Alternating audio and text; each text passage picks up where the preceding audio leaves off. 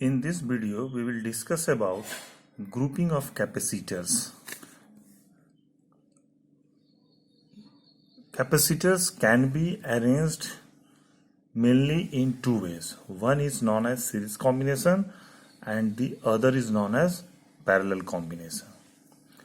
Let us first discuss about series combination of capacitors. Now figure shows you the arrangement of three capacitors having capacitances C1, C2 and C3 in series across a battery of V volts.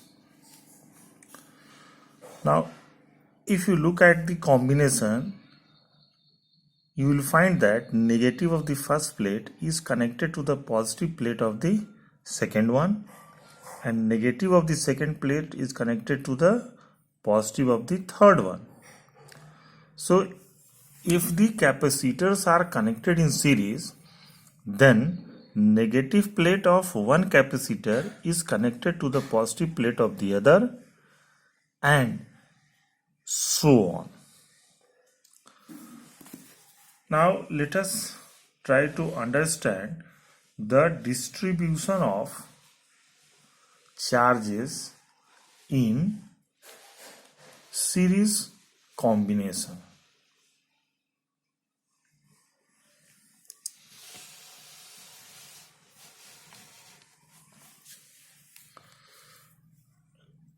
When this series arrangement of these capacitors are connected to a battery of V volts, the battery supplies charge.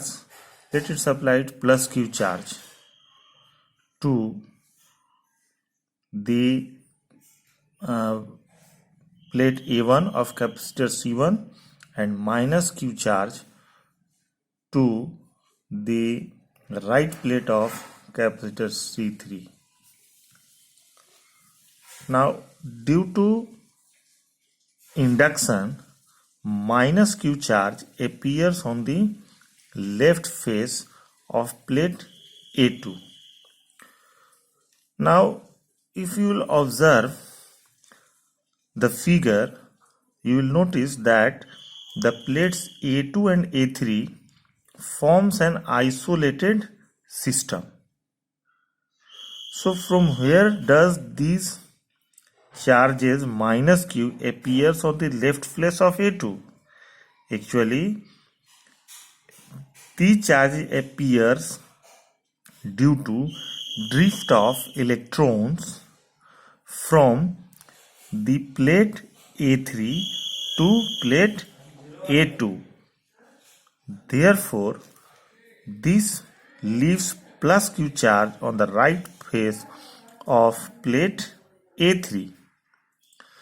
Similarly, due to induction, minus Q charge appears on the left face of plate A4 due to drift of electrons from plate A5 to plate A4, which leaves a positive Q charge on the right face of plate A5. So this is how charges gets distributed when the capacitors are connected in series. Now let the potential of point B is 0 volts.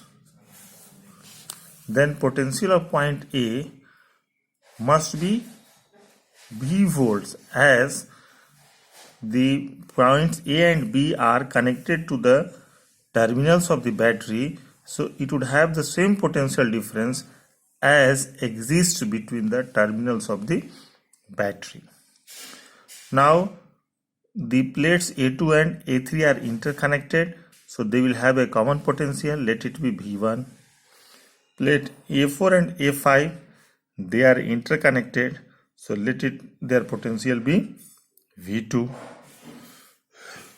So potential difference between the plates of capacitor C1 is V minus V1 and it stores Q amount of electrical charge.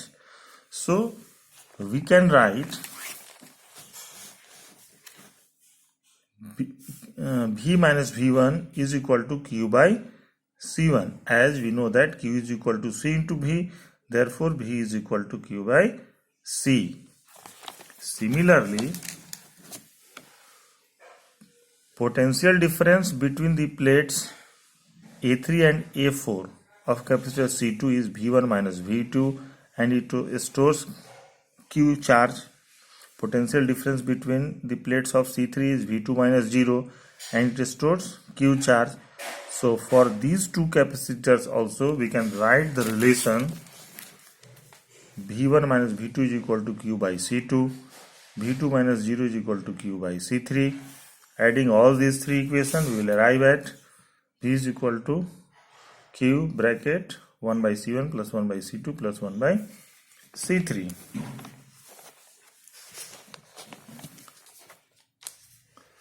Now, if C be the equivalent capacitance between A and B, then we can write C is equal to Q by V.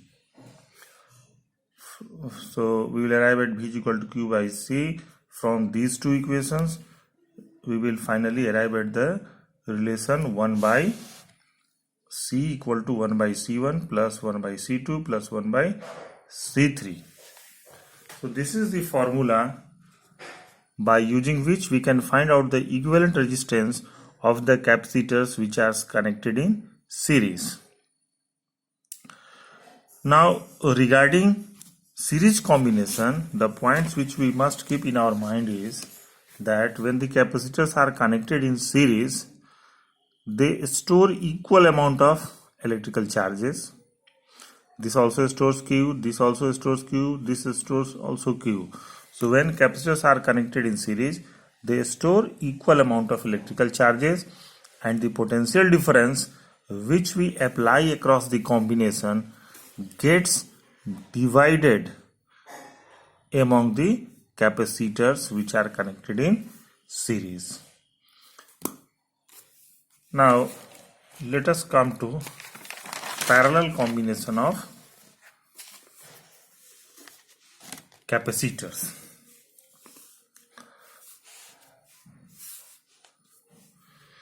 Now again see, figure shows you the parallel combination of capacitors having capacitances C1, C2 and C3 across a battery of V volts.